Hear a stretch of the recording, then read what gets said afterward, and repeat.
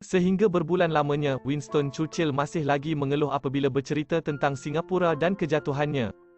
Gibraltar Timur, kebanggaannya, yang sepatutnya lengkap dengan pertahanan serupa istana, dengan Selat Tebrau sebagai Maud dan Meriam lengkap mengacu ke lautan, tidak sepatutnya mudah jatuh ke tangan Jepun dalam masa hanya seminggu.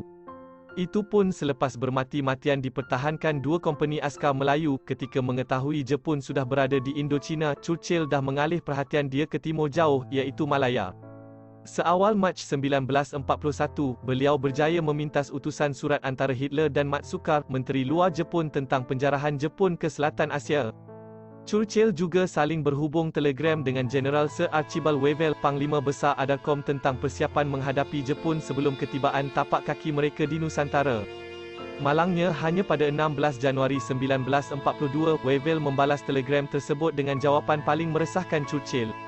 Saya dah berbincang berkenaan pertahanan Singapura dan bertanya berkaitan rancangan lengkapnya, sehingga kini 16 Januari 1942, segala rancangan hanyalah mengarah kepada menahan serangan laut dari arah Johor, tanpa sebarang kubu pertahanan dibina sebaiknya di utara pulau untuk mencegah kemarahan, namun ada pelan untuk meletupkan tambak. Wavell menambah lagi, meriam yang terdapat di pulau boleh diacu ke pelbagai arah, tetapi tidak sesuai untuk taktik lawan bateri, tak dapat menjamin untuk menguasai perang walaupun dengan adanya meriam tersebut. Remuk hati Churchill ketika membaca telegram tersebut pada pagi 19 Januari, betapa segala jangkaan beliau merosot sama sekali. Ingatkan dengan semenanjung Malaya yang penuh dengan hutan tebal, serta 100,000 anggota siap sedia di atas pulau, Singapura mampu bertahan sebaiknya. Menambah kecewa, panglima-panglima yang ada di Malaya semacam tiada persiapan langsung bagi menghadapi kemarahan Jepun, malah tak disebut pun berkenaannya ketika Jepun dah pun berada di utara Thailand. Perdana Menteri British selepas itu menghubungi Jeneral Ismay, penasihat pertahanannya berkenaan kecamuk tersebut. Churchill mengarahkan Ismay, rancangan rapi perlu dilaksanakan serta-merta agar Singapura takkan jatuh.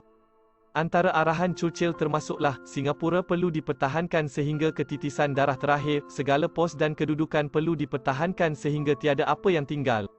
Singapura akan menjadi citadel atau benteng, tanpa sebarang serah kalah, dan setiap anggota dan pegawai takkan ke mana-mana selain dari tempat masing-masing, sehingga mati. Kekecewaan jelas terselah di muka Churchill ketika itu, cerita Ismay, malah Ismay dimarahi beliau, kamu mesti tahu keadaan Singapura yang menyedihkan ketika kamu berada di dalam jawatan kuasa pertahanan diraja, kenapa saya tak diberi amaran berkenaan ini?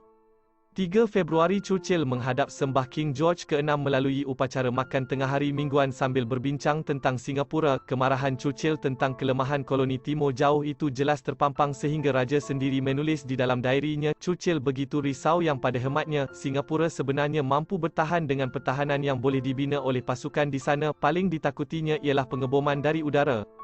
Dan akhirnya, tanggal 15 Februari sehari selepas syahidnya Lieutenant Adnan Saidi, Singapura menyerah kalah dari tangan A.E. Percival ke Yamashita, dengan 16,000 askar British, 14,000 askar Aussie, 32,000 askar India dan beberapa puluh askar Melayu. Ramaikan, mana Churchill tak kecewa, kenyataan akhbar, Winston Churchill jelas melampiaskan betapa hampanya beliau.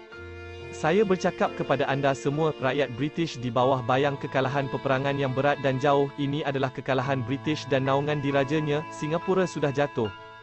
Kedukacitaan Churchill terhadap jatuhnya Singapura sampai terekod di dalam jurnal doktornya, Moran.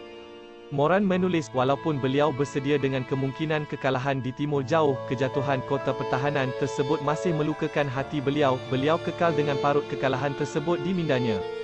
Malah Moran merekod, selepas berbulan-bulan, ketika Churchill baru keluar dari tandas sambil mengeringkan badan, terbit ayat di mulutnya, saya masih kecewa dengan Singapura, semoga menjadi teladan kepada pemimpin di luar sana, betapa jangkaan yang terpasak di minda tak semestinya benar dan mengikut kehendak kita, sentiasalah ambil langkah berjaga-jaga, dan bersedia dengan senario terburuk. Pernah ada Al-Fatihah buat Lieutenant Adnan Saidi, hero Malaysia pertama.